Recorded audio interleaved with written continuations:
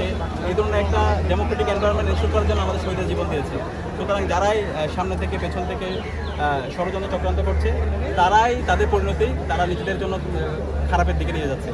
শিক্ষার্থীদের সাথে কথা বলেছি, শিক্ষার্থীরা বলছে ডাকসু মোবারক চলছে, সবার মাঝে আনন্দ উদ্দীপনা চলছে, একটু বলবেন এই বিষয়ে। অবশ্যই এটা তো দেখতে পাচ্ছেন সকাল থেকে যে উৎসবমুখর পরিবেশ, সবাই আসছে, ভোট দিচ্ছে এবং তাদের আকাঙ্ক্ষার কথাগুলো বলছে, তাদের প্রত্যাশার কথা বলছে। এই ধরনের চমৎকার একটা এনভায়রনমেন্ট ইনস্যুর করার জন্য আমাদের শহীদের জীবন দিয়েছে। তো আজকে যখন ডাকসু নির্বাচনটা হচ্ছে, সেই নির্বাচনটা আমরা মনে করি এটা হচ্ছে জুলাইয়ের আকাঙ্ক্ষা পূরণ হচ্ছে, শহীদের আকাঙ্ক্ষা পূরণ হচ্ছে। আজকে ডাকসু নির্বাচন, এখানে আমরা যারা প্রার্থীরা আছি আমরা সবাই জুলাই সহযোদ্ধা ছিলাম। এখানে যে জিত কত বা হারক, আজকে কিন্তু জুলাই জিতবে। এই নির্বাচনের মাধ্যমে জুলাই জিতে যাবে, শহীদের আকাঙ্ক্ষা জিতবে। তো আমরা আশা করছি বাকি যে সময়টা আছে সেই সময়ে এখন পর্যন্ত যে অভিযোগগুলো এসেছে সেই অভিযোগগুলোর প্রশাসন তারা ব্যবস্থা নেবে।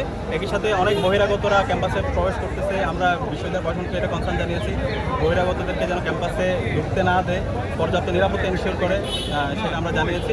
এই জায়গায় যেন তারা ব্যবস্থা গ্রহণ করে।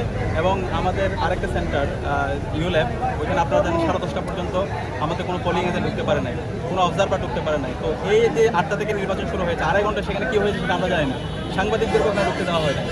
এরকম যে কনসার্নগুলো আছে সেই কনসার্নগুলো যেন তারা দ্রুত সময়ের ব্যবস্থা গ্রহণ করে। ধন্যবাদ। শিবির আসলে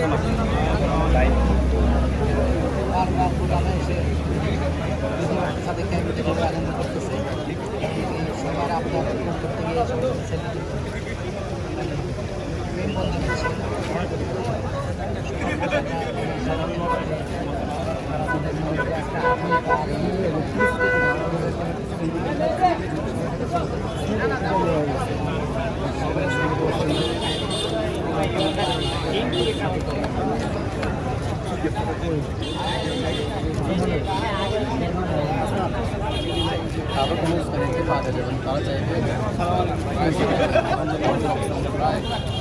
অনেক ভাইয়ের কোনো সমস্যা নেই, আপনারা চাইবে হচ্ছে সামনে আমাদের